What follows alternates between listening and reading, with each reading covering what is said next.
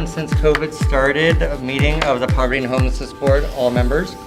My name is Chris McAllister and I'm the chair, and we are here to work on items that advise the Poverty and Homelessness Boards, the Human Service Division and the Board of County Commissioners on issues relating to poverty and homelessness.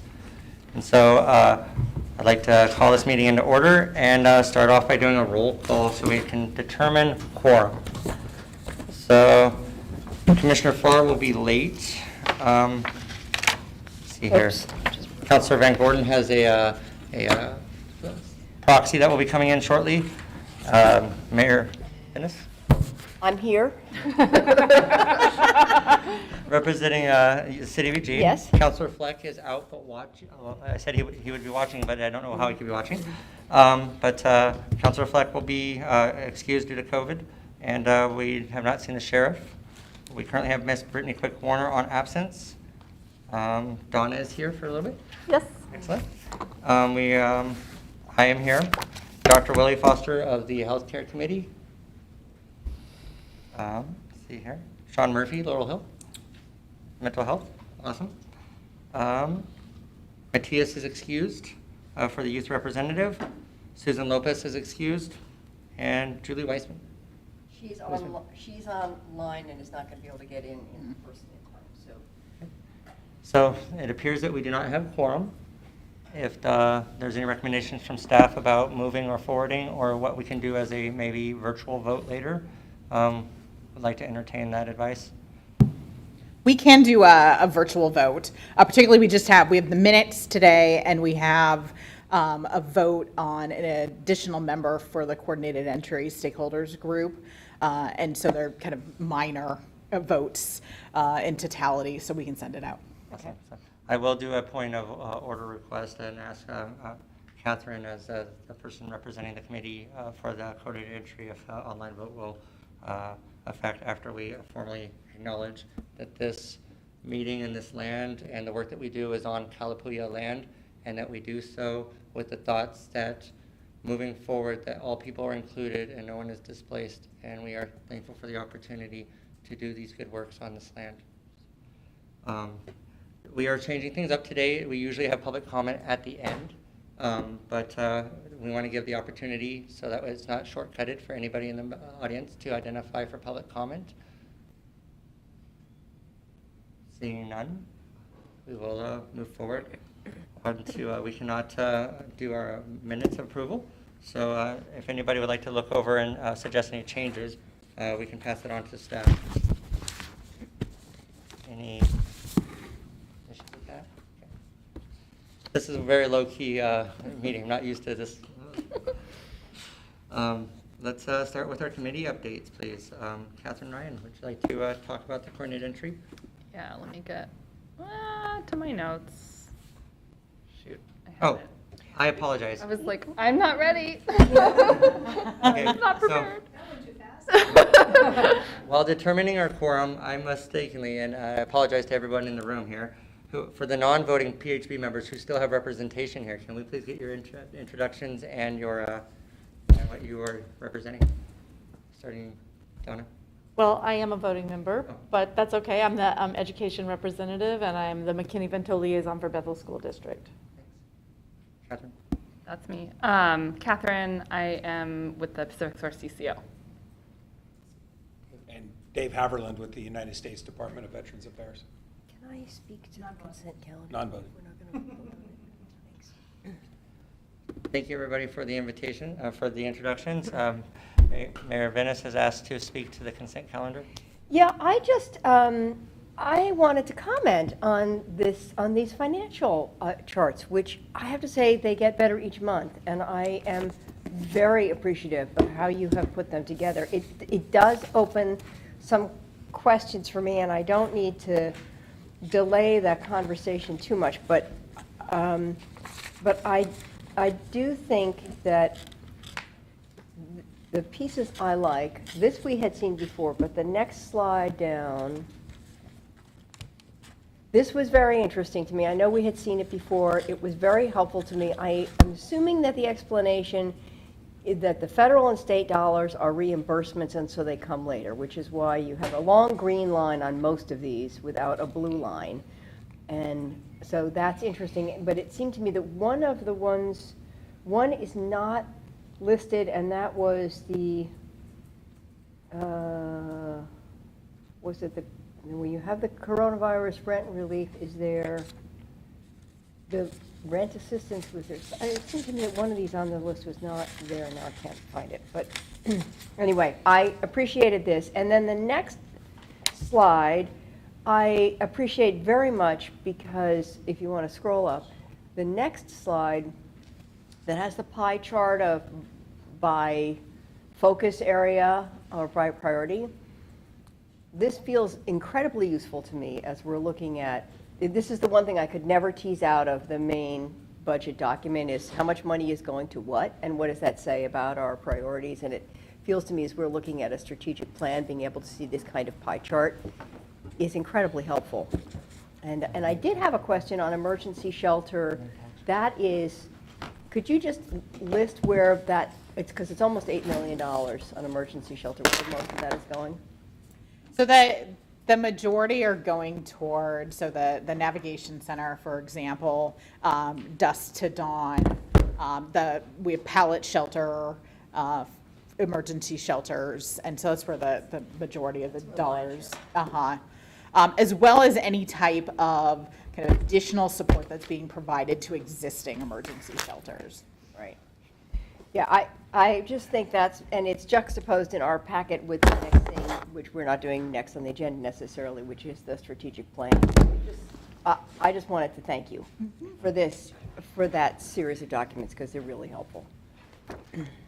Thank you, and you walked through them beautifully. I think the one thing that I heard from the last meeting as well was an interest in hearing from our fiscal staff, just to be able to field any more complicated questions that I might be able to respond to. And so we're looking at the December all-member meeting to welcome one of our fiscal staff to be able to field any of those questions. But very much with the dashboard, the hope is, and let me pull back and say the reason we share these documents is because as a part of being a community action advisory board, the best practice is that the board see the financials.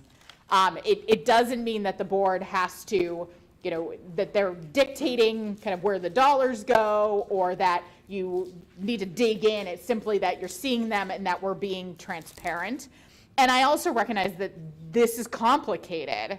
And so the dashboard is an effort to provide this information in a way that is just more consumable and easier for folks to understand, and also to be able to track some changes. A great example is if you're someone who studies these, you may have noticed from last month to this month, the capital projects outlay went from 100% down to 10%.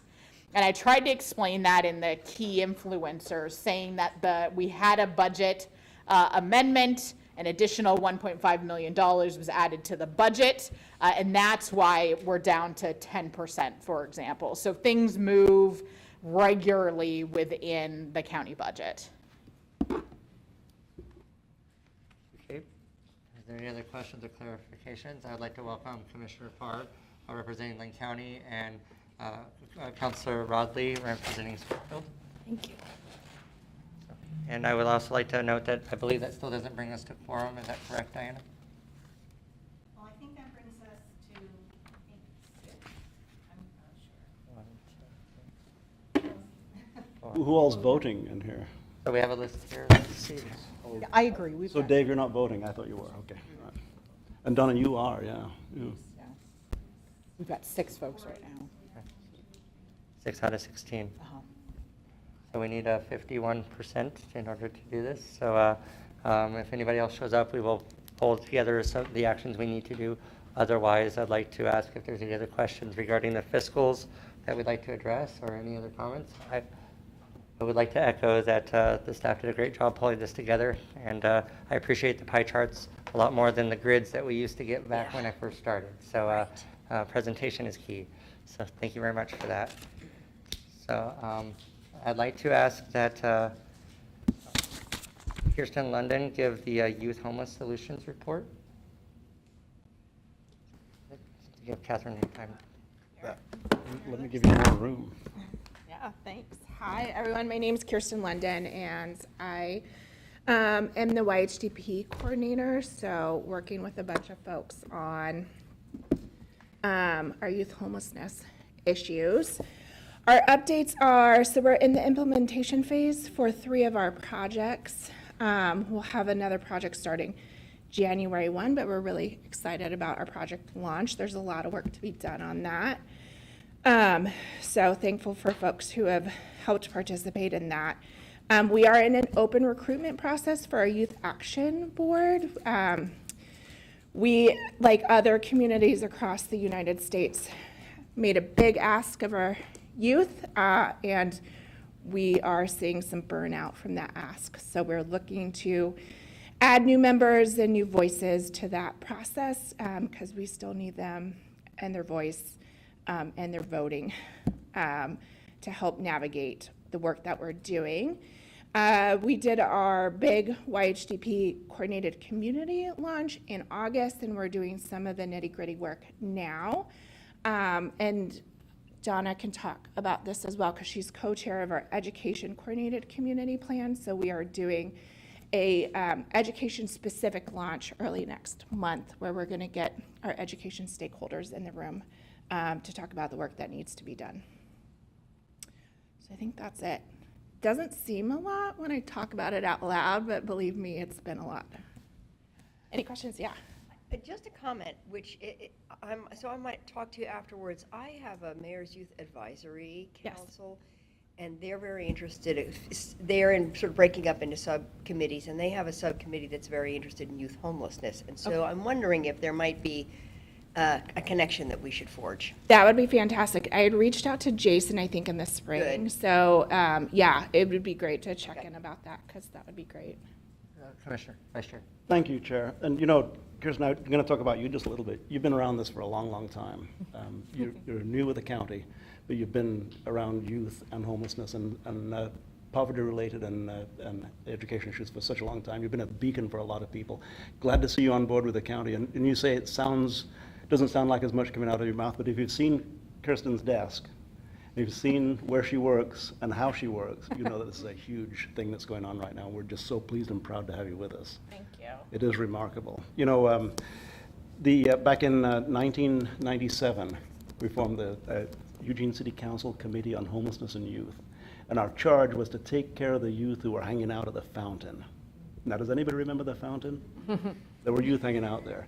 That wasn't even the seeds of the work that you do. I mean, that was the attitude toward the work you do. How do we take care of these kids? How do we get them to go back home? Well, we know that it's such a complex issue. And the YHDP is particularly important and particularly impressive because of the way we achieved that grant this time around. The people involved, the kids helped us write it. They wrote the grant. They made it happen. So, Kristen, thanks. Thank you.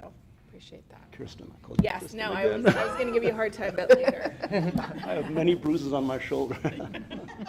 Thank you, Kirsten. Is there any other deadlines coming up that we might want to be aware of, or that we as the greater committee or community on name tags can help support? I think that there's some system changes that we're looking at around coordinated entry that we need to run by the youth first, and then they will make their way to this committee for a vote.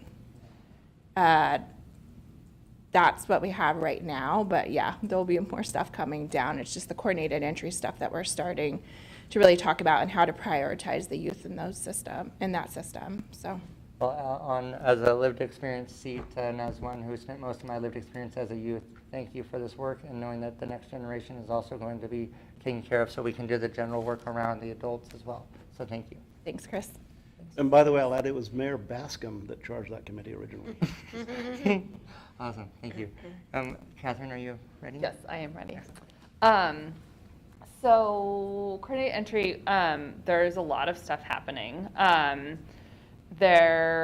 So the county has signed, I'm not sure the right verb there, a contract with 211 to help support the diversion work that we've been talking about. So sort of a new bucket of funds that is going to be available for a really broad range of things, which is actually really exciting. So we're adding new resources into the system that can help address kind of folks' different situations, like in various parts of the continuum and journey through housing challenges that they might have.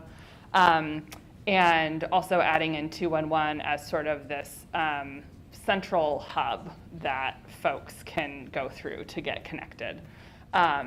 So it's like just now, I think, starting to get going. Like it's a very, very baby right now. But I'm hoping that in the next month or two, we'll have there will be some communication going out to providers around how they can access the diversion funds for the folks they're working with.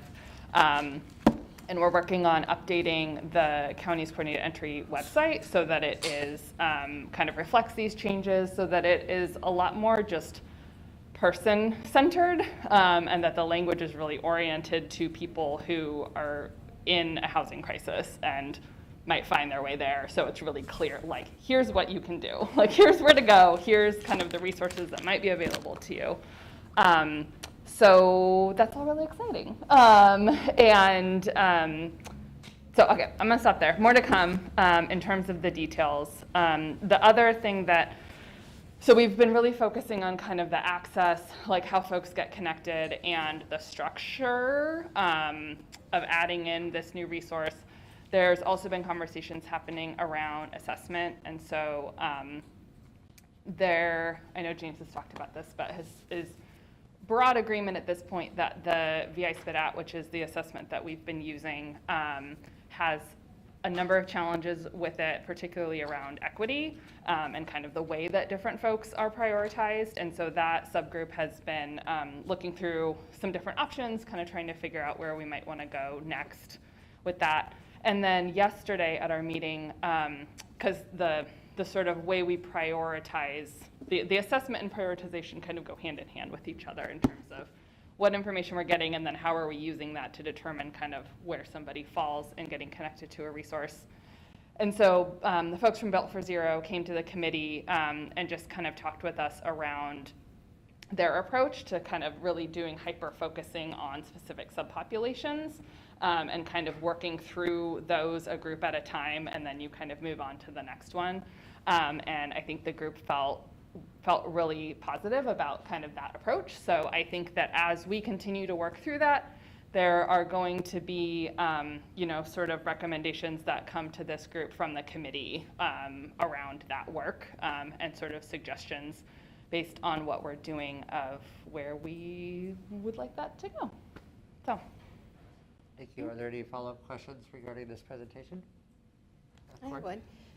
You mentioned, and I was trying to jot, and then I'm like, I might get it wrong, but you mentioned that you were noticing some challenges with the tool and the sort of intake tools, I think maybe around equity. Could you sort of extrapolate that a little bit and say, here's some of the things we're seeing or thinking about? Yeah, I probably, and James isn't here, and so I think he's probably the person who's like the most deep in that. I'm looking at these folks to see if any of them want to chime in. The VI SPDAT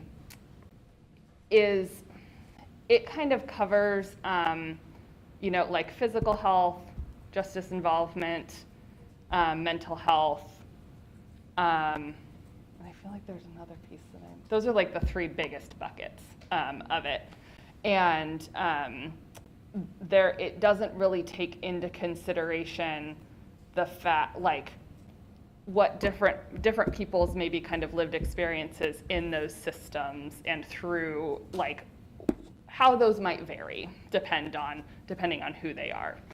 And so the tool itself, the organization that initially created it, and it has been widely adopted, like it is kind of the tool that everyone has been using for several years.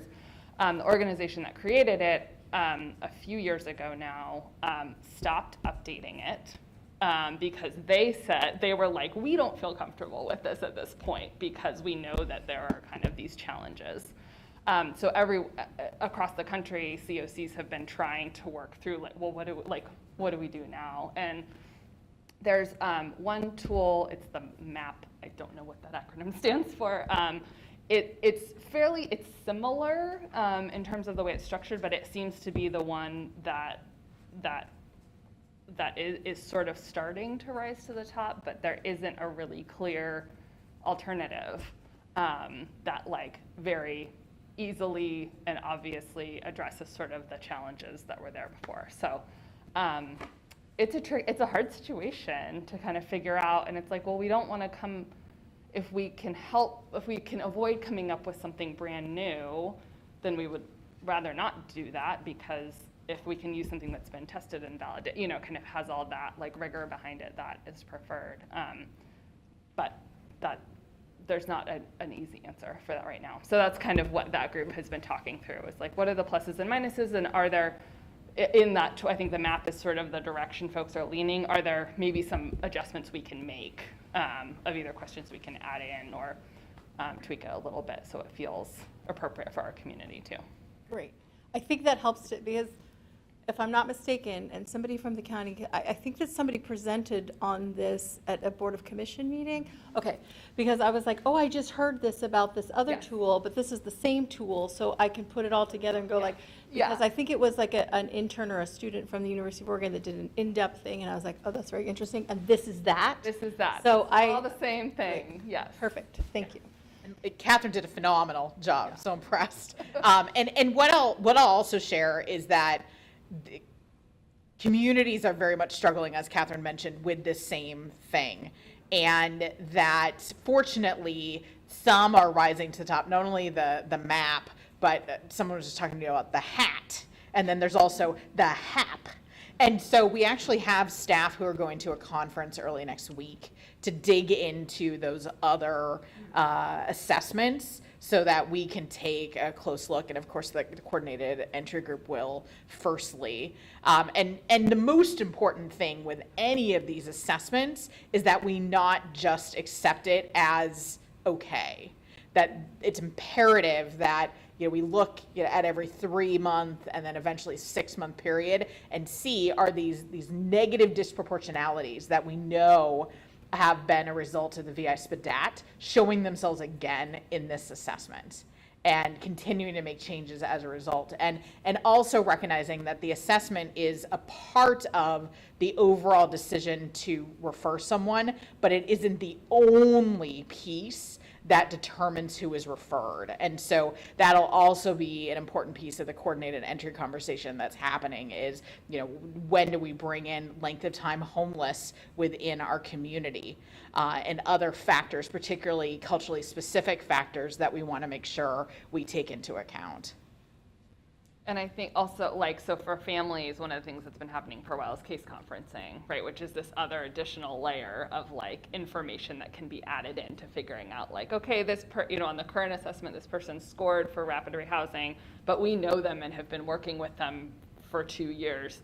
They really need, just sort of being able to have some of that flexibility too, to really appropriately match based on what's going on. Great, thank you. Any other questions regarding this committee? I have a direct question. I understand that we are looking to add a family provider seat. Are there any other seats that people might be able to? Yes, so we actually just yesterday, the committee voted on 2 other new folks in addition to Cameron. So if it's possible to get those out when we do the email, we can figure that out. So we've got folks there, but we do have a shelter seat that I think James is going to send out an announcement shortly. So yeah, there's an opening there. So there will be possibly 3 ways for people to get, or 2, if the people get voted, we'll have 3 new members, and if not, we'll have some more spots. Yeah. Awesome. Well, thank you for that. I do not see Dr. Willie Foster here.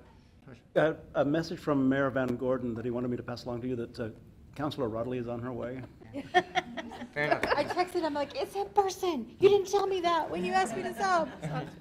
So thank you for the announcement and for being here, Counselor. I have been participating with the healthcare and the shelter stakeholder committees, and so I can give a very brief update on those, but would like to have the 2 chairs of those committees speak at more depth next time. The Shelter Stakeholders Committee is temporarily not meeting under the county's purview. We have asked, as one of the co-chairs, to have a organization help us staff it while there is a delay, or until the county can be able to help support it, knowing that they're doing important work with this NOFO and trying to align the ARPA and other dollars throughout the whole entire county. And so if there are any providers who would like to talk to the county about what it takes to staff a meeting so that we can maintain our formal position in advising and supporting the efforts as they roll through as winter approaches. That said, we were going to be following up with the next item, which is the Healthcare Committee, which has started to do a shelter survey to assess what kind of medical conditions are supported or what kind of services might be better supported in the certain structures. So recognizing that we have everything from unsanctioned camps with people with medical needs being seen by our outreach folks to our recuperation and emergency shelter supports, who are also having a variety of needs and supports based off of their staffing. COVID hitting has affected a lot of the personnel and created a lot of turnover, and so some of the resources and services we've been able to provide in the past have been truncated, including psychiatric, such as Hourglass being rolled back to 4 hours. And so these are the types of things that we as a healthcare committee have been trying to figure out how do we address in real time. And so we know that we have the stabilization center coming in a couple of years. We know that with the addition of the navigation center and all that, the Schenkel House being opened by the county, we are moving forward. We just want to make sure that the services are being held in both the structured and unstructured environments, because people are sick in all of those conditions. So any thoughts on those two joint items? We were going to have our committee help participate in the surveying and support, but we do understand that there's an intern that will help do phone interviews and walk people through the survey. So if you are a shelter provider or you work with shelter providers, please reach out to Teresa Rourke in regards to getting access to that survey. Thank you. Now that I'm done with that one, we'll move on to the next part. So we do not currently have quorum to do the committee business of accepting the recommended CE stakeholders. I'd like to ask that we revisit this with the additional applicants to be able to do one vote for Ms. Ryan by the next time we meet. Is that an acceptable timeline? Be excellent. Awesome, thank you. And let's see here. Are there any? Amanda, would you like to give an update on League? Sure. I don't have too much of an update. League has been spending time over the last couple of meetings really focusing on the continuum of care applications, both the regular one and then the unsheltered one. And so they spent some time reviewing the unsheltered plan that was presented to this group and approved. And we gave an overview of the projects that we were funding through those applications to them. I'm trying to think if we had anything else, but I hadn't reviewed before the update, but I think those were really what they've spent the most amount of time on in the last couple of months. I think the biggest challenge for League right now is really around membership. We've had a loss of a couple of members along the way, and then we've really had a strong representation from a few folks, but that gets very tiring of the same folks being asked to participate, and they participate in a variety of committees. And so I think there's a little bit of a level of burnout and just kind of tiredness at the moment. So I think we need to take a breath and really bring on some more additional leaders with lived experience to that group. So that's going to be a big focus of League. We're trying to brainstorm ways to really get our membership back up. And hopefully we can add at least 4 or 5 more people. So I'll be sending out some stuff to sort of do a blast around that and get more interest. And then we're going to refocus on some of the items that League has identified in the work plan over the next meeting or so to get back on track with those goals. So I think that's it for the most part on League. I'd like to also follow up. One of the founding members, Cindy Williams, passed away recently, and she was a vital community resource. She has walked the walk and represented our hometown of Springfield with great heart, and it rippled through. And so I just want to recognize that from the toilet asks to some of the recovery work, to the voice through shelter care, through NAMI, and through the Joint Trillium and Pacific Source Advisory Boards, that this person took her lived experience and her trials and made them into strengths and victories for people. And so while it is a sad loss, and I have lost a true friend, I do want to recognize that League would not be what League is without folks like her and the others who have come through. And so please encourage anybody with lived experience whose voice has not been heard in this county or is underheard, that we want to represent like Cindy did. So thank you. Thank you. So, yes, sir. Just to add on to that, thank you for bringing up Cindy. Her depth in the community, the work she did, there's no way to put it in a few sentences or paragraphs or even an entire book. She was so instrumental in saving lives for so many years. And anybody who was at the groundbreaking ceremony for MLK Commons heard her speech that day, and if you didn't cry, then you don't deserve to walk the face of the earth.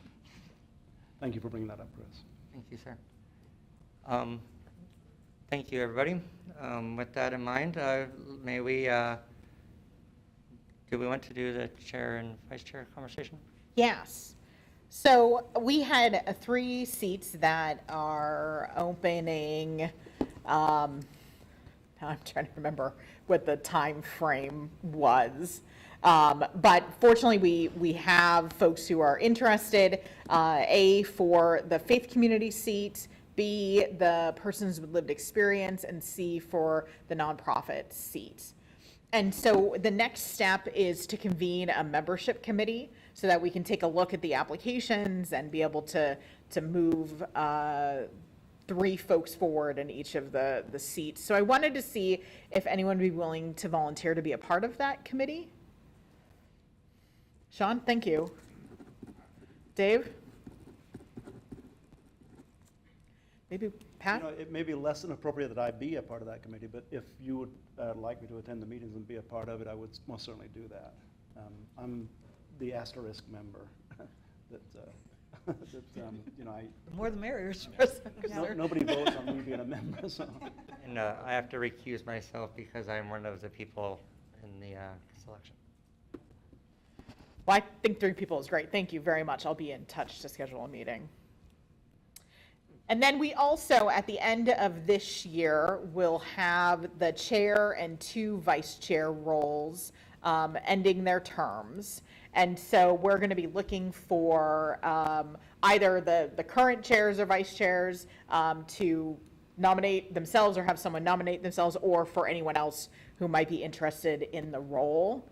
And so what I plan to do is I'm in the process of creating like role descriptions because they didn't exist. And so I will send that out with a date to either nominate someone that you'd like to see in one of those roles, or feel free to nominate yourself as well. And we will kind of accept nominations through the executive committee of the PHB in mid-November. And then we will bring those names to the PHB all-member meeting in December for vote. So please, if you have any questions, feel free to reach out to me just regarding what the role looks like, or feel free to reach out to our amazing and esteemed current chairs and vice chairs at this point. Thank you. Any questions about that? If I may just give a quick comment. When I joined the PHB in 2016, we had a single chair and a single vice chair. And as we worked through these hard work, and as we spread our scope, knowing that we aren't just about homelessness, but we're also about poverty, and we want to make sure that we don't lose track of things, and we want to better support HSD, we did create this last term to have 2 vice chairs, one representing homelessness issues and helping steward those conversations, and one helping with poverty issues throughout our county as well. And so as you look at people you might potentially want to nominate, maybe look at through those lenses. Is their voice heard through this work or this work as you nominate? You can do a blanket nomination for vice chair or chair, but knowing that these were the spirits by which we did so was what we had done. And as a committee, as a board, we can certainly redefine those through our process, but that was the spirit and understanding by which we did that. So if you have any other questions about that, I'd be happy to. So, yes, thank you. Just questions about so these are vacancies effective when? Like they're currently empty seats, or they're? So it is a 1-year term Right. on the calendar year, and so the vacancy would be January 1. Okay. Mm-hmm. And And so do we know what seats, so there are 2 vice chairs, do we know which vice chair seat we're filling in? all of them. So we're doing a slate. They're all up. Okay, so they're just one-year term, sorry. Not thinking clearly. Thank No, you. it's a good question. And so if you are a chair or vice chair and you'd like to continue, please Got it. renominate yourself. Thank you. And just for everybody's knowledge, for people who may not be attending this for the first time, I am the chair of the Poverty and Homelessness Board, and vice chair, which is general, and vice chair Pat Farr represents poverty, and vice chair Brittany Quick Warner represents homelessness on our current slate. So is there any other questions or need for clarifications? Seeing none, thank you, everybody. And it's an honor to serve in a leadership role, whether it's a chair of a committee or of the bigger board. And so I want to thank everybody here who has taken time on top of their work, on top of their experience, to be able to help foster these in concert with our county staff. That brings us to number 7. Ms. Amanda Borda on the NOFO. So I know everyone has heard me talk about the continuum of care NOFOs for the last couple of meetings, so I don't want to spend too much time, but I spent some time at the last meeting talking about some of the strengths and challenges of our COC application, but I know I had to go through that pretty quickly, and there were a lot of questions, and sort of we went off on a lot of different topics. So I wanted to just share this document that we created after that, just to summarize some of those items that were in the PowerPoint that I had shared, just so you have like sort of a quick reference. And I just wanted to run through these really briefly. And these are in reference to our sort of more general COC application, so aren't necessarily specific to that secondary unsheltered application we submitted. So I think some of our strengths that we really see ongoing are we do continue to have broad involvement from a variety of stakeholders on both this board and just in general throughout our continuum of care. We have a lot of different folks represented, from business community to elected officials to service providers and people with lived experience. And that's not always true across different communities. Some other communities struggle to get that level of representation, and so I think that's a real strength of ours. We also have really strong coordination with our public housing authority, and that's actually a struggle of a lot of COCs. That's not true everywhere you go. I know the community I came from, that was nearly impossible. I think that's a really great strength, and we've really built on that over the last few years with some of these additional programs like MLK Commons and the NEL, and really coordinating PHA resources with our continuum resources is something we hope to build on. And that's an added priority of HUD over the last application process, but we were sort of ahead of the game in that one, so I think that's really great that we were able to demonstrate that. Over the last few years, we've had really great increased efforts around street outreach and coordination of that at the system level. I know it seems like not a lot happens, but since the TAC report really came out, we've actually had quite a significant shift in how that work happens, and we've really been able to expand resources and coordinate that at the system level, which is creating efficiencies, creating more communication across programs to help clients more on an individual level. So I think that's great, and still more work to do there as well. Let's see, I think our policies and procedures are pretty strong. We're able to really speak to how we evaluate our programs. We've improved that over the last few years. I think we need to continue to do that, especially, and I'll talk about this with the challenges, but especially with using an equity lens. That's a piece we haven't incorporated into our sort of processes and our evaluation of our projects, and so that's another place that we need to incorporate that lens. So there are still places for improvement, but I think overall we're pretty strong and we score pretty strongly in that area. And then overall our system performance strategies are pretty strong. They don't change dramatically from year to year. I think we know what we need to do in order to make improvement on system performance. It's just a challenge when you don't have a lot of housing, when you have limited capacity. But I don't think the strategies overall change. I think we know that permanent housing works. I think we know prevention works to prevent first-time homelessness. It's just how do we really scale those up and make sure they're effective. Questions about any of those before I sort of talk a little more about the challenges? I had a quick question about the strengths. Does us, with all of these alignments under this NOFO, help us with other strategies or other funding? So we have all these awesome things that you just pointed out. Is it going to help us be more competitive for other grants since we identified all this stuff? Mm-hmm.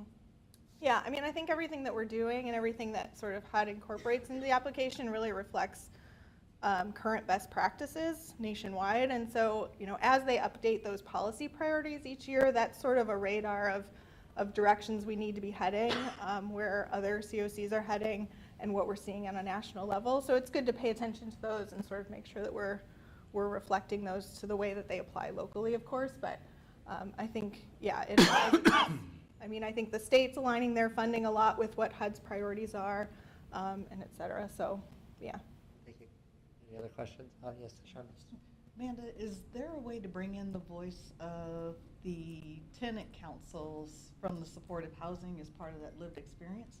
Because while they might not be in a space to actually join a committee, they are there, and they were homeless until very recently. Right. So That's a great segue. Yeah. So I think some of the challenges are, or I should say, places where I think we should focus on sort of areas for improvement. One is the incorporation of additional people with lived experience. We've done a great job of doing that since 2018, but like I said, we have very few members on League currently that we're asking to really do a lot of heavy lifting. We have League members participating in our other committees, our coordinated entry work, and we really need to be able to make sure that that group is representative of experiences of homelessness, not just, you know, a lot of the folks that participate on that group have experience years ago, but maybe not more recent or current, and so we definitely want to incorporate folks who have current experience, what's happening on the ground right now. We want that voice represented, and we want to do that in a bunch of different ways, right? So we don't want to just say that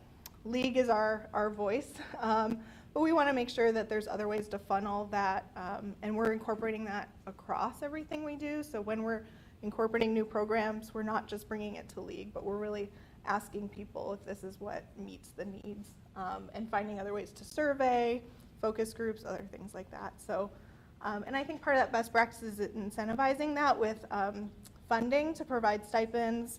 So that's something that we're currently talking about within the county of how we find sources to provide stipends. That's a best practice we've been trying to reach that we haven't quite been able to get to. So that's a priority for us this year. And that should certainly help with folks who have more recent or current experience. It's difficult to ask them to participate when they're struggling with their own crises currently still. So that's a priority. Other thoughts We on break down, just because there's new people, new faces in the room, LEAGUE stands for Lived Experience Advisory Group for Unhoused Engagement. It's an acronym that we've normalized into a committee name. So thank you. So we have a good start with LEAGUE, but I think lots to build upon there.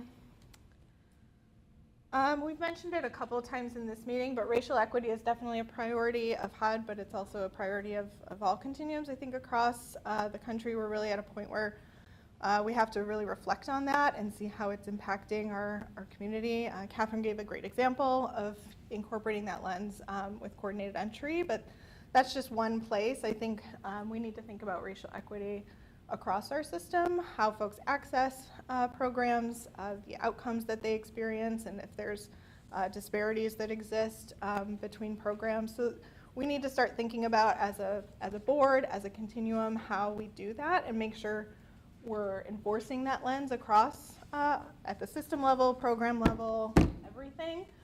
So I think that'll be a big shift for us. And even within LEAGUE, for example, is that representative of folks that are experiencing homelessness. So I think really tapping into getting input directly from people of color, culturally specific organizations. These are things that we haven't fully done as a COC, so I think there's a lot to improve upon in terms of equity in our system. Amanda, can I just? Yep.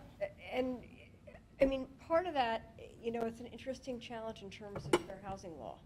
Mm-hmm. And how that makes it possible or not possible to actually identify groups that with specific needs. So I would just plant that seed that is certainly part of the discussion around it. Mm-hmm. Fair housing law as it exists now is designed to help people access housing, but actually creates some barriers for people of color, for instance, to access housing, because you can't prioritize them in fair housing law. I see, yeah. So that has come up a couple of times in discussions I've been in around this topic, and I think HUD is starting to come around with some resources on how to sort of navigate that, because folks have said we want to write we want to just go fully on the other side and prioritize, you know, a certain population for certain projects, but you can't necessarily do that. And so how do we navigate around, how do we address disparities when we see them? What's that sort of next step that comes from it? I think is where a lot of COCs are. And we've certainly started to do some racial disparities analysis, but now I think we need to dive into why those disparities exist so that we can figure out what will alleviate them. And that could be different depending on what it is. So sometimes it's really about access, it's about communication, it's about the VI SPDAT not measuring vulnerability correctly. So I think there's a number of ways to do it that are intentional but not as direct. I don't know what the term would be. Any questions or clarifications on that? Thank you. Couple more. So project performance, I think we're still seeing, as you saw in the ranking document that we shared at the last meeting, that we're still struggling with performance across some of our projects, and I think we're still seeing a lot of the effects of COVID. Many programs have struggled with staff turnover, capacity, and then coupled with sort of the challenges of just the housing market. I think having those two combined has just led a lot of programs to not be able to perform at the level they might have years ago, and not be spending as much of their money as they used to, just for a variety of reasons that are related to those. So I think there's a lot to do around improving project performance now that we're sort of coming off of that pandemic couple of years, and really regrouping around training, capacity building, and building back up our monitoring. We sort of put monitoring on hold for a period of time. So I think all of those things will help us get to stronger projects and really building them up and making sure what we have in our inventory is performing at the level it needs to get those results. And I think another thing that we'll probably bring to this group in the next couple of meetings is the topic of moving towards a unified funding agency status, which is something we've brought up in the past, quite a while ago, I think, at this point, but it's something that's still on our radar and something HUD has suggested to us as well, that could allow more flexibility of us moving funding from agency to agency across grants. What that does essentially is move from us having different grant agreements for each project to having one grant agreement with HUD. So all that money is just in one grant, and we can sort of move across projects when we need to. If we see that one is struggling to spend and another is overspent and they need more funds, we can sort of be more nimble in that way. And right now, the only ways that those happen is through formal reallocation, as you know, during the competition. So that's really rigid, and you sort of have to predict a year out of when you want those changes to happen. So it just allows more flexibility. So that's a really quick synopsis. I think we really need to take a close look at that as a board of what the benefits are of that, what other impacts that has, so that we understand if that's the right sort of route for us to go. Because that's something we have to do at the beginning of the year during the registration process. So we have to start thinking about it a year ahead of time if we want it to go into effect the following year. So just something to think about. Point of clarity, and then I'll call on Councilor Radley. Would that be, like, we mentioned in the past, we've mentioned a couple things. Is there any other way to do that unified outside of an IGA, or is an IGA the only way that we could do a unified? So what that means is that when we register with HUD for the COC competition, we register as a UFA versus a collaborative applicant. Okay. And so when they award us, they'll award us one grant agreement versus everyone getting separate grants. So we don't have to do the other formalized So it's things. really HUD specific. Cool. Yeah. Thank you for that clarification. I got a Councilor and then Vice Chair. Thank you. And I was going to ask the question, and then you touched on it, which is great. So now I'm just going to say it out loud, because that's what we do, is say it out loud in public meetings. I think that the Unified Funding Agency status is really interesting, and I like that we're talking about like slowing it down and taking time to really dig into it, because I both get excited when we start to talk about flexibility in terms of funding, and flexibility can often sort of feed inequities in terms of like who gets a say and what happens and how does it actually feed into the overall picture of sort of funding allocation in the ecosystem. So I'm just saying that out loud, that I appreciate that y'all are like, no, we need to, this looks good, but we want to stop and like bring folks to the table to talk about what that might look like so that we know what we're getting into. Yeah, I think it's a big decision. It's not something necessarily Lane County would decide, on our own. I think that maybe members of this board might want to participate in maybe a specific work group to talk about it once we get in the weeds of it. But I think we would need to talk about what policies and procedures we need to put in place. HUD requires a number of things for you to be approved as a UFA, so we're not quite there yet. We need to get all of that in place so that there's that accountability and that this board understands what impacts that has. So we will bring more of a formal presentation to this group on that and see where we're at. It might be something we think about this upcoming year. It might be down the road. So just something to think about in terms of being more nimble around our projects might help us in terms of performance. Amanda, Commissioner? Thank you, Chair. And I agree with what Councilor Rodley had to say about that. Taking a good comprehensive look at it. I have a question regarding HUD, and I think you may have answered this question. We love HUD, everything they do, and the way they do it. But sometimes they have requirements that are, that are strenuous, to say the least.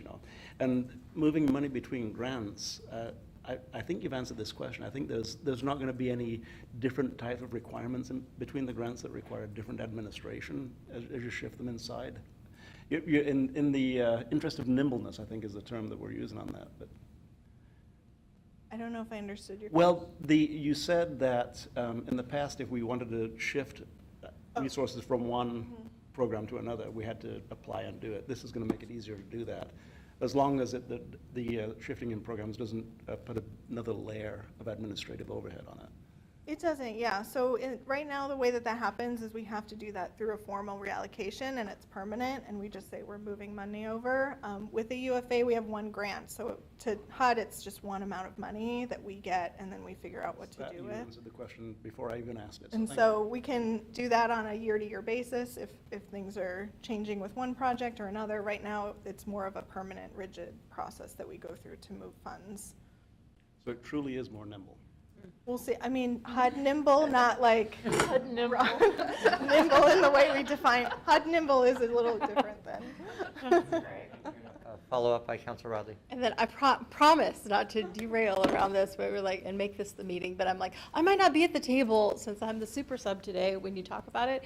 One of the things that I would I hope or encourage folks to think about is, because flexible for the county, and I'm just, when you mentioned what you did, I'm like, oh, I'm really thinking about it from like a provider standpoint, because having run an agency where there was quite a bit of like reporting that was required just for one funding stream, it would be, a selling point for me would be if that simplified the reporting for the provider agencies. But if they're still having to like,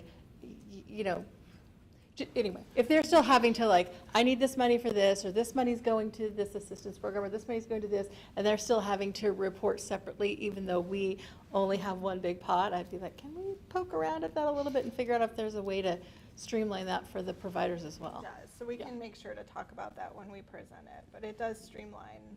You said that way more eloquently than I did. And I did, I felt like I was like vomiting it out, but I'm like, whoa, providers, they often really bear the brunt of that reporting thing. And Thank you, Councilor, for those comments. Do you have any more points that you'd like to go through on this point before we move on?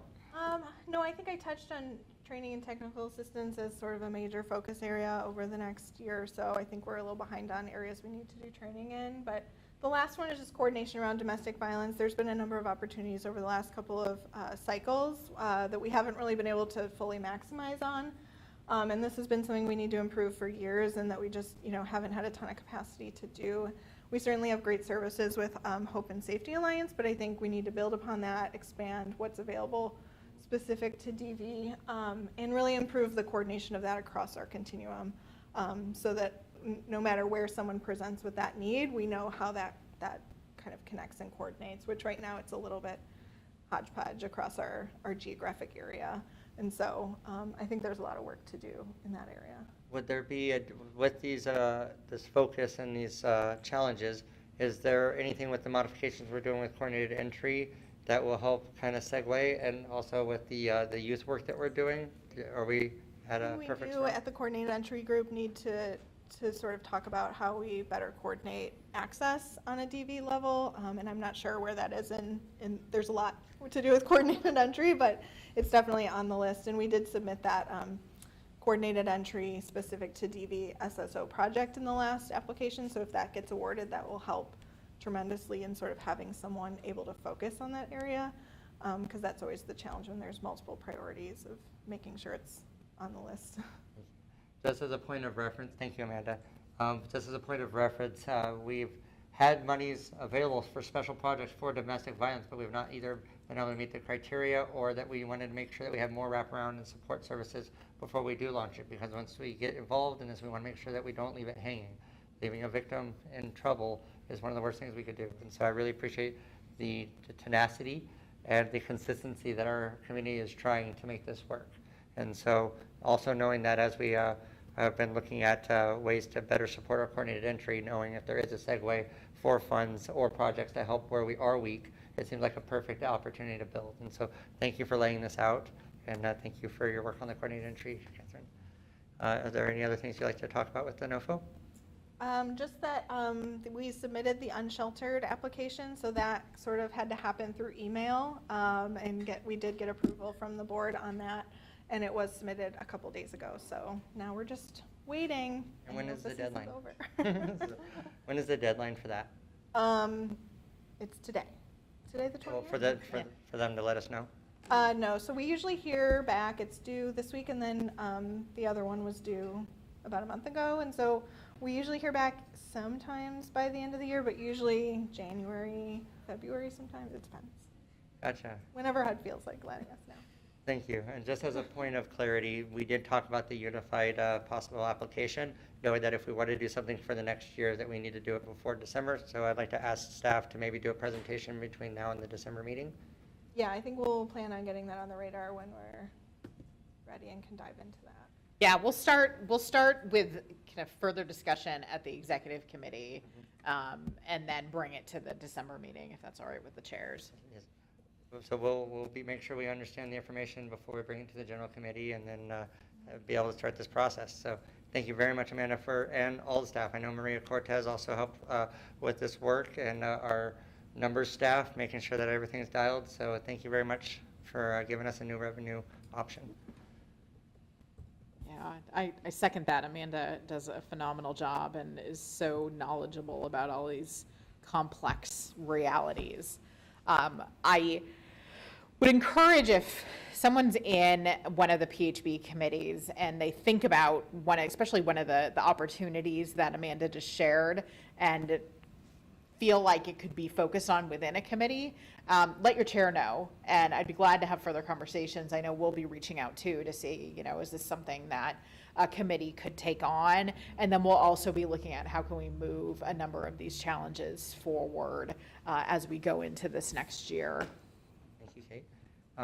Kate, would you please move forward on number 8, county program updates? Yes. So. She's getting ready. Look how many updates are in this short period of time.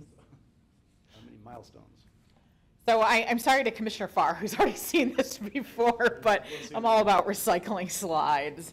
Our chair felt like it would be helpful to share some of the work that's been happening in the county around a number of different initiatives. And I also feel free after this, if you have something within your world that we ought to know about or that has progressed, please also share that, because recognize that Lane County is not the only funder within our entire homeless system here in Lane County. So this is a 6-month period that we have had a number of milestones achieved.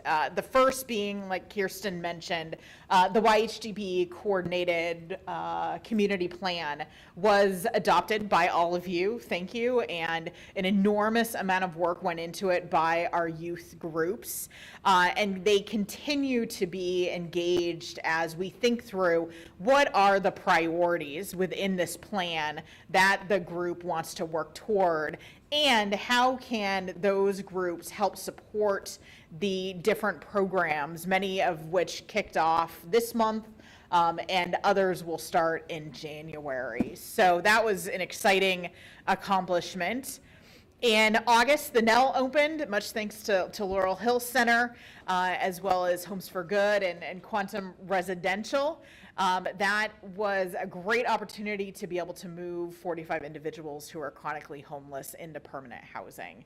And it is going very well by all accounts. I really want to share my appreciation to the Laurel Hill staff for the engagement that they have with the residents. That is one of the key features of permanent supported housing, is that folks feel like they live within a community and they start to build relationships not only with the staff, but more importantly with their peers who are in that community with them. And when you build community, you also are able to just increase the care and feeding that happens within those programs. So really excited to continue to see all the successes that come out of the NEL. In September, yes. Just to mention, something that you mentioned at the Board of County Commissioners that you don't really have time to talk much about was the graduated lease-up of the NEL as compared to the blunderbuss lease-up that we did at MLK Commons.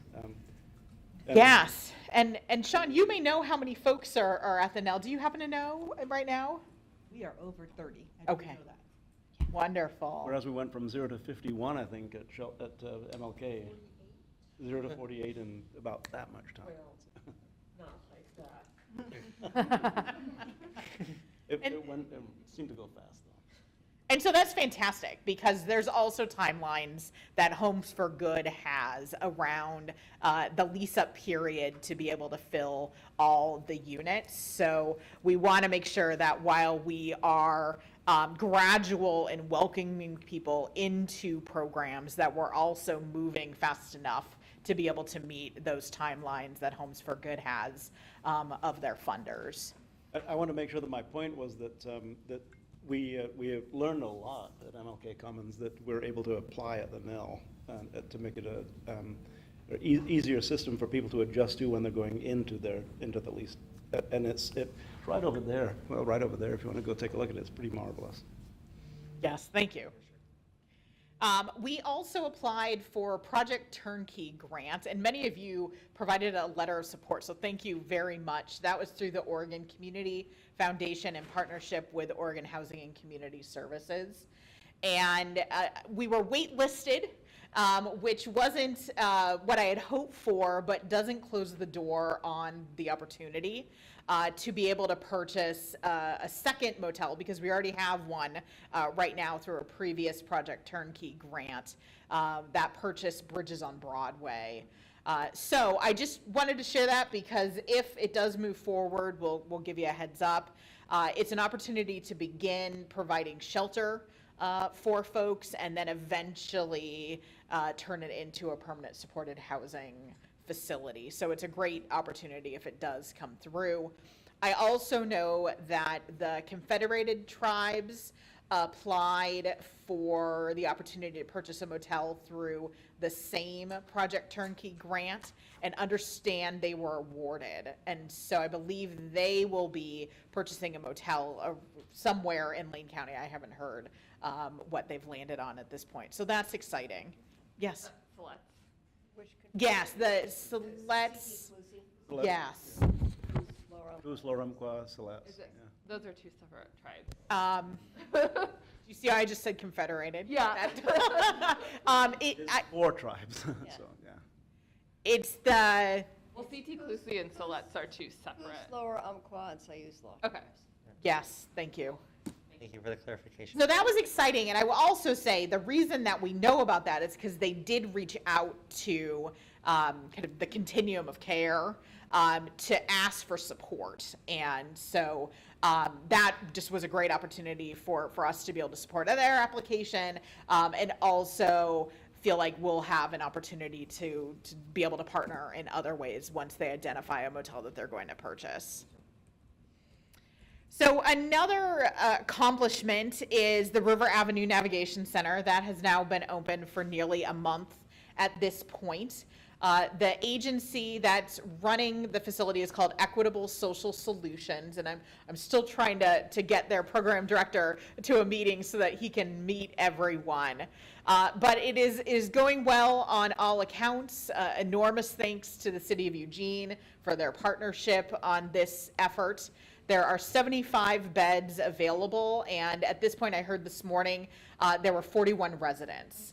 And so just like described at the Nell, there's a gradual increase in the number of residents that are moving in, really just to be able to create that sense of community and to not overwhelm everyone involved. It is a congregate facility, and so it's a little different than like the Project Turnkey, where folks are living in motel rooms. But we're also hearing positive things about the fact that couples can stay together and stay near one another, that service animals, therapeutic animals, and just pets are allowed. And I've heard there's quite a menagerie of different types of pets that are there, which includes a lizard and a parrot. And Equitable is doing a great job of bringing in additional partners.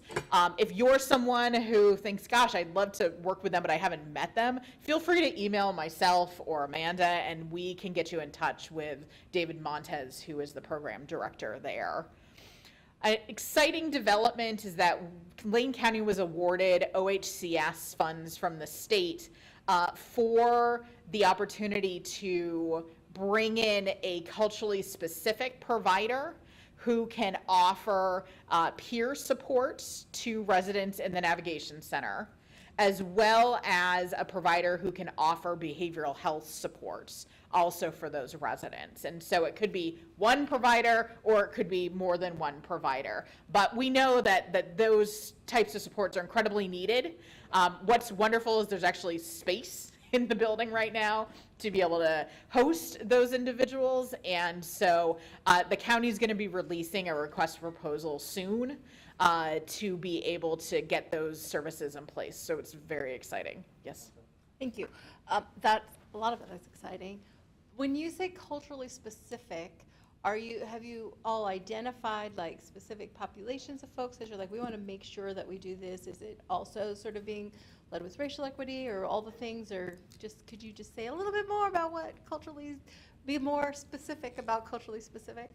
Yeah, so we have a definition of what it looks like to be culturally specific, and it really is an agency that is run by and for specific populations, and it could include individuals of color as well as folks with disabilities, and so we are still learning kind of what that means through the county to put out a request for proposal with those specifications, and so we'll continue to figure that out and get it released as soon as possible. Thanks. Great. Yeah. On that one too, would love to, I'll speak for Debbie also, like I think bringing the CCOs as that starts to evolve too, just because since those are spaces where we are very much present, and I know we're working with Equitable Solutions on trying to think about like how our care management team can be part of what they're doing and working. So just kind of, I think as much alignment we can have across all those is awesome. Great, thank you. Amanda submitted the HUD Continuum of Care grant on September 29th. So we have gotten that in and complete, and thank you for all your help. We know it's a heavy lift, particularly those that were involved with the rating and ranking committees. We have the YHD program launch that Kirsten mentioned. There are 4 programs that are being funded through the YHDP dollars, 2 which are transitional rapid rehousing, which is a new model that we haven't utilized in this community before, so there's a lot of learning that goes with it.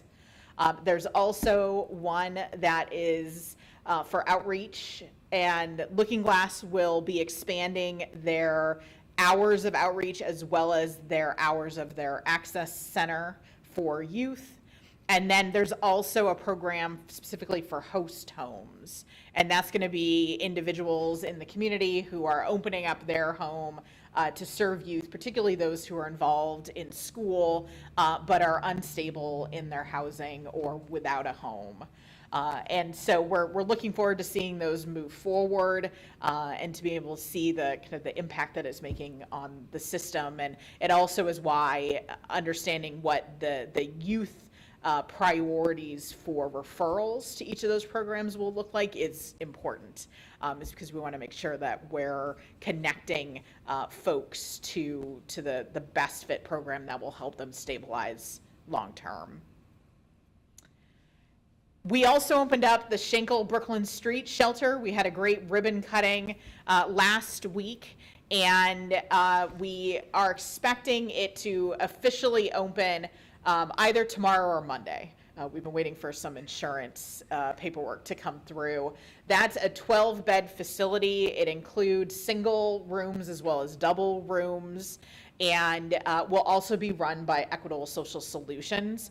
What is neat about the same agency running both the Navigation Center and the Schenkel Brooklyn Street is that it'll allow for folks to be able to move in between the facilities if there might be a need, particularly based on both physical and mental health symptoms, for a single or a double room versus the congregate facility, which the Navigation Center offers. So I think it'll be a great complement moving forward.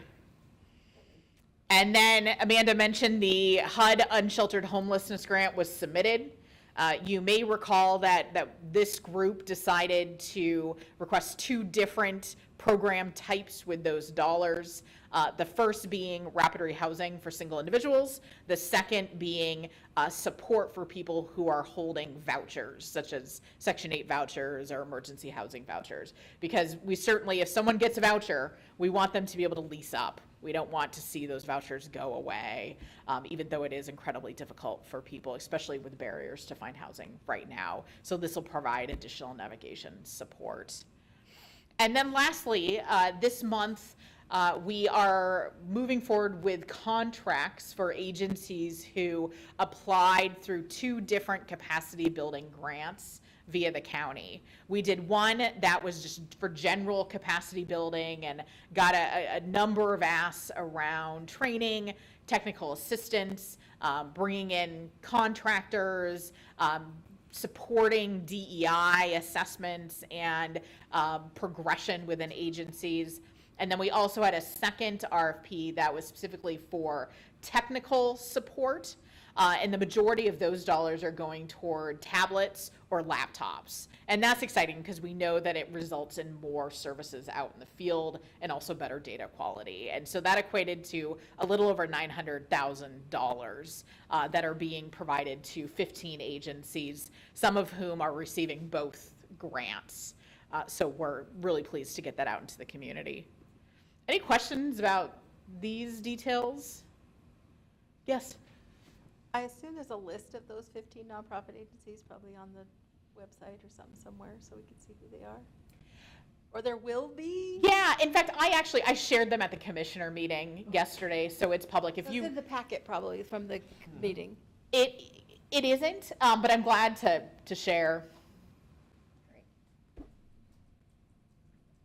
Yes? Just one brief addition, and I'm going to look directly at Mayor Vinnis. You know, this is a list of Lane County milestones. City of Eugene has a list of milestones that, as we overlap these, we begin to see a great, and City of Springfield has a list of milestones also. As we overlap the 3 of them and beyond, we realize how much is being done. And I mentioned to Kate at the board meeting on Tuesday that the city used to maintain just a listing, anecdotal listing of the different things that had happened since World War II regarding homelessness. And it was continued until about 2005 is when it was discontinued. And then it dropped off your website. I do have a hard copy of that, but it really is a good narrative of the things that have happened in Lane County. And I think Kate and I have talked a little bit about how do we get that narrative revived and just have a narrative that people can read, not a dashboard and not a data sheet, but a narrative on what has happened. So I'm excited about that. Yeah, I think this is always thank you for saying that, Commissioner. I think that this is always the challenge, which is there is so much going on, and it's hard for us to keep a clear narrative so the public actually knows. And because as long as people are seeing people living on the sidewalks, they think we're not doing anything. Mm-hmm. And so this is the perennial challenge of how to provide that information with enough detail that it's informative, but not so much detail that people just glaze over. It's just a People magazine synopsis. I know. basically. Yes, Sean? Just say, this is great, and I think the other piece probably that we need to get out to the community is about the street outreach teams and all the lives that they're touching, so, because everybody is in a different space in their life about whether they're gonna start moving towards housing, but I think the street outreach teams are doing a lot with developing relationships with those individuals who are not ready to trust and return to the housing system. And I think it would be great for the community to be aware that even though we are not housing everybody, we are making efforts to support people and develop those relationships so that one day they will be ready and desire to move towards housing. Yeah, thank you for saying that, because you had mentioned the growth in street outreach teams really since the TAC report was produced, and I do think that's a narrative that doesn't get told. It's not always clear. There are a lot of different teams out there from a lot of different agencies, you know, city, county, and then nonprofit agencies. There's a lot going on the streets, and I will just say that that Eugene is one of the cities in the Oregon Mayors Association that is making a very formal request of the incoming legislature and whoever the new governor is around direct allocations to cities, and street outreach would certainly be one of the uses that we might be using that funding for. So, yeah, I think that's it's pretty key, given that we can't build shelter space fast enough. The delivery of services to people where they are is It pretty feels like we're powerful. finally making that circle, that Yeah. no matter where people are, somehow somebody is out there trying to provide that support. Yep. You know. And I think this is a great segue into item number 9, which is talking about our planning and our unsheltered plan. And I also want to just really resonate. This is great, and this all supplements and complements what we're doing as a greater community. We have Eugene Safe Sleep Sites. We have the Cottage Grove camps. We have the other efforts that people are raising, and winter's coming. So all these things play into it. So as we look forward, let's continue to support our county and local jurisdictions. And this is how we might. So the first thing that I wanted to mention is that the county is embarking on a reimagining process for the Human Services Commission as well as the Poverty and Homelessness Board. Neither are kind of concern or kind of need to be changed. And there's always opportunities for improvement, right? And I've been here for about 10 months, and I've talked to many of you and other community members, and I continually hear, you know, there are opportunities to do things better or to do things differently, or, you know, have we thought about X, Y, and Z? And you also have Karen Sachs, who is our new division manager, and she too has heard similar things. And so Lane County is going to be working with a contractor. His name is Vic Coleman. He's with an agency called Uncommon Solutions. And Vic is going to help us, you know, really think about, you know, is the structure of the HSC and the PHB really serving their goals and working for our communities? And they're going to be reaching out to very specific stakeholders to have person-to-person conversations, as well as doing a comprehensive survey of both the group members and just the general community to gain additional feedback about what could it look like if we really thought through, again, what the HSC and the PHB could be. And it does engage, you know, it could be that both merge, and I've heard folks suggest that sometimes. It could be that maybe one component of the PHB moves over to the HSC and vice versa. Everything is on the table.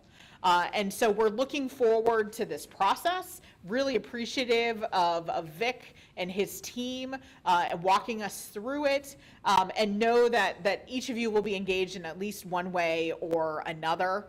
Our ask of the consultant is to bring back some kind of different ideas based on the feedback that they garner, that we can all kind of just think through. What are the strengths? What are the deficits? What might we be able to kind of come around and move forward? So we're excited about this opportunity. Really, just in advance, appreciate your participation, and know that I think things are up for discussion, and that we also don't have intentions of stopping the work. Particularly with the PHB. The HSC right now is on pause, just as these discussions occur, but with the PHB, we've got a lot of work to do. And so we're going to continue to move forward until there is a kind of clear next step, and we need to start making changes, if at all. Any questions about that? Comment more than a question. I'm so excited about this as someone who I think, behind the scenes more about has been very vocal and maybe a little obnoxious just about like, we can do better. We can do a lot. And I think we're at the point where we need to, like we are there. And so I'm really excited about where this might go, and just kind of like the being in an environment where I think I'm hopeful that folks can just kind of like, we can collectively open up our brains and minds and kind of think about what, if we weren't building it based on, kind of what has come before, if we were looking at where we are now and what needs to happen, what does that look like and what can that be? So thank you so much.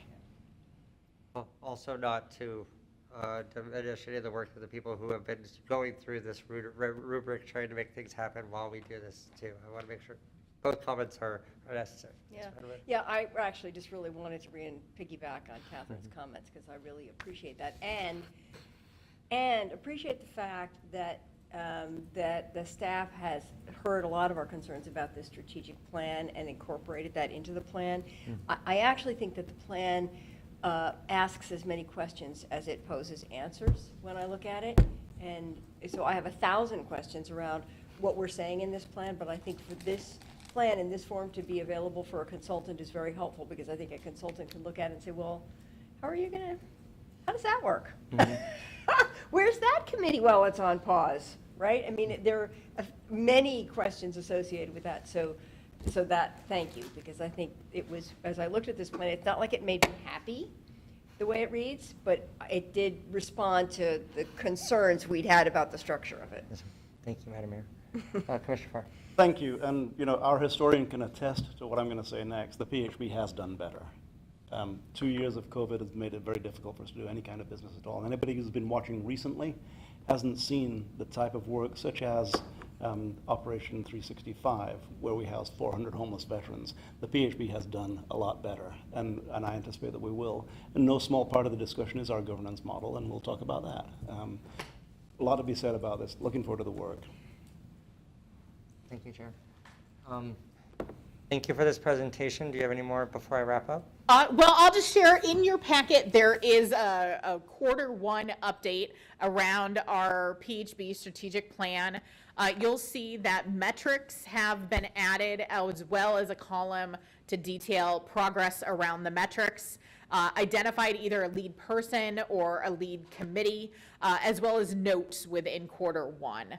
And so this is something that will go back to the committees. They'll be able to provide feedback if there's anything that's been missed, and then we'll continue to move forward with doing quarterly updates on this document. Direct response? So that was really my question. The Shelter Stakeholder Committee is not actually meeting. We're So- trying. We are trying, if anybody wants to staff us. Okay, so will we meet to look at this part of our strategic plan? Because we've been on pause. Yes. I'm just looking for are we coming off pause or not? I mean, I'd like to when is follow that up later happening? this week with you. Oh, perfect, okay. Thank you. So, thank you, everybody, for attending this Poverty and Homelessness Board. The work that we are doing, from the car camping and winter strategies expansion in Springfield to the safe sleep sites and support outreach happening in Eugene, to the rural outreach in Oak Ridge, Cottage Grove, Veneta. All this work is important, and it helps because you guys are here. And as we did not have a full quorum today, you not get to see some of that action happen. But as we have done with COVID, we keep moving and we keep building, and we will reconvene in a couple weeks to do a vote for Ms. Catherine's committee to approve new members to do the coordinated entry work. If you have any other agenda items, if you'd like to have any follow-up, or if you'd like to give some comment about how we structure the public comment in the front versus in the back, feel free to reach out to myself or Kate Budd. Otherwise, I'd like to call this meeting adjourned. Can I say one thing really quickly? On my way down here today, I witnessed something horrible. There was a camper on the side of the street. And we all know that we're working on getting permanent more, one of these belchers, the people that drive around belching smoke out of their pickup, hideous, foul people, drove right by this camp and 3 times belched right into the camp. It's disgusting. That's all. So, while that I stuff's have happening every day in our his, community. the license number on the car. Thank you. Thank you for sharing that tragedy. We are here to help make sure that those become things of our past as much as possible. Land banking, service providing, working with partnerships. Let's do this, folks. We got a couple of years to try and raise the bar, and this committee, these bodies, and these organizations are where they happen. So thank you very much for being part of it. Meeting adjourned. Thank you.